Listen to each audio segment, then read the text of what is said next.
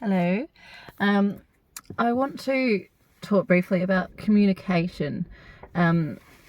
There's been a few instances that I can draw reference to when I've not experienced effective communication, and when we don't communicate how we feel, that leaves the other person guessing and often misinterpreted our intentions.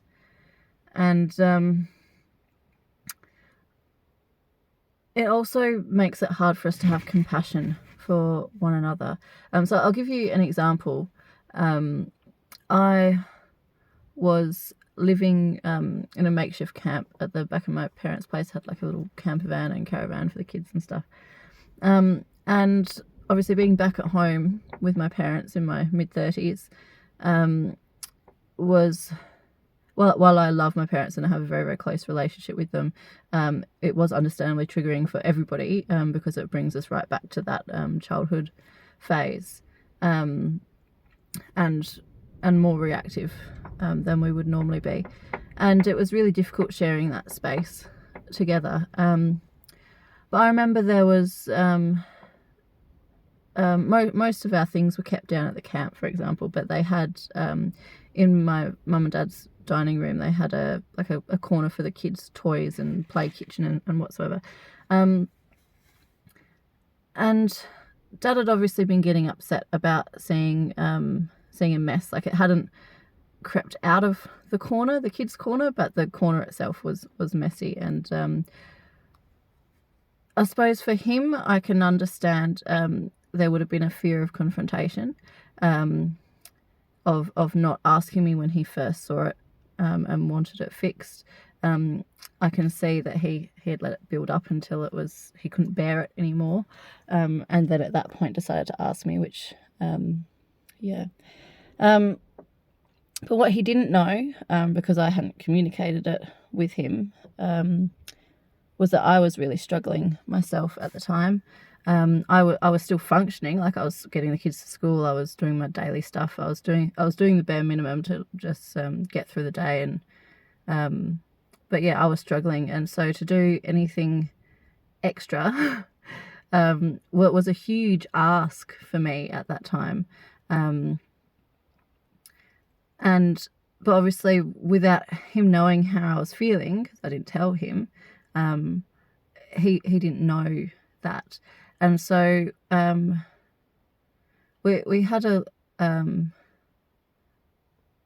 opportunity to resolve some conflict, I'll call it. Dad had asked me to tidy up the kids' area, and I instantly went on the defensive. And my first thought was it was the way that he had asked me, because I could hear and see and feel the underlying stress and tension in the question. It wasn't a calm, respectful request. It was I need you to do this because I'm going to explode sort of thing.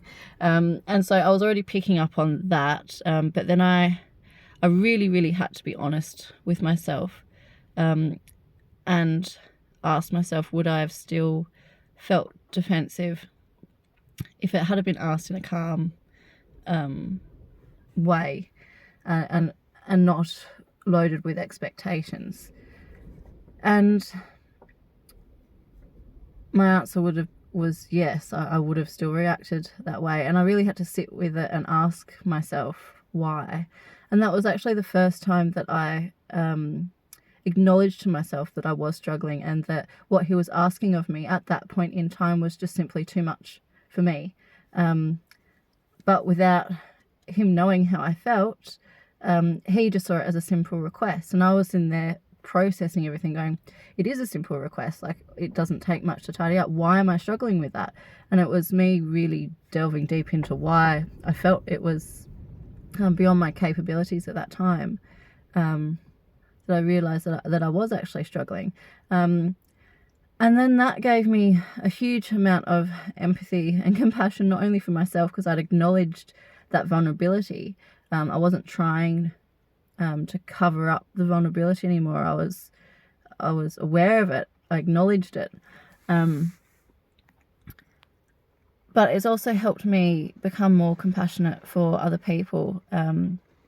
after that, I was in Fremantle, and I'd pulled up behind someone, and they had plenty of room to move forward, but it would have meant them going over the curb, and they weren't parked where they were supposed to park. So I just pulled into the normal allocated car parking spot, which happened to be behind him.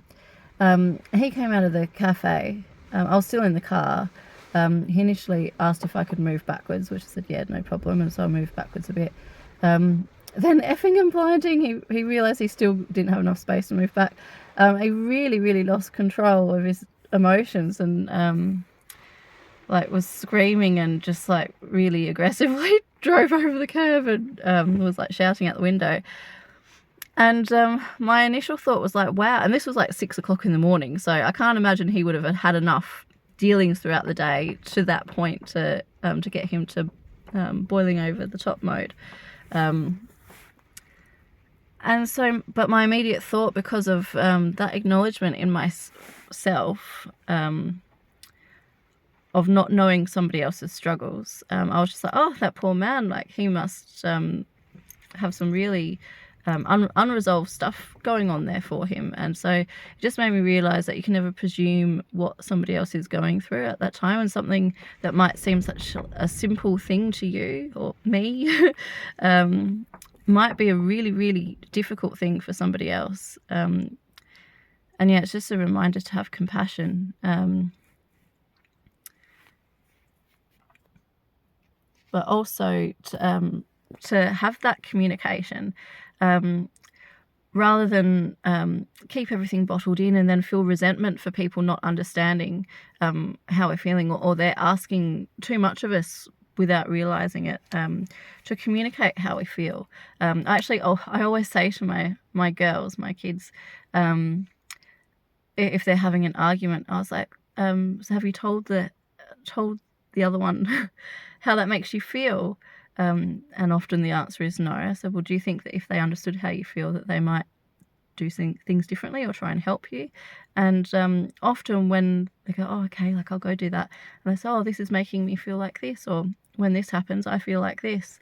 And often the other one will be like, oh, like let me help you, or and so that separateness that we feel of not understanding each other is basically what I'm finding is lack of communication. If we can be brave enough to be vulnerable and actually let people know how we feel, then they tend to want to help. They tend to be able to go, yeah, I can relate to that. At least at some point in their lives, they'll be able to relate to that. But without giving people the opportunity to understand, how can we possibly expect them to?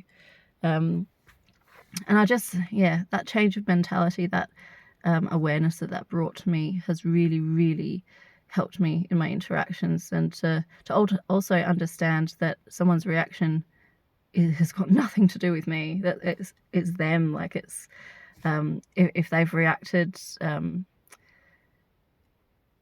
a way that is reactive, I suppose, they've expressed their emotions about something, then I don't see that as a reflection of me. I'm just like, okay, like you're going through a hard time, and like what's going on for you, and yeah, then that opens conversation in terms of how you could maybe compromise, or help someone, or like set a boundary. Who knows? But yeah, without that communication, a lot gets misinterpreted and misunderstood. And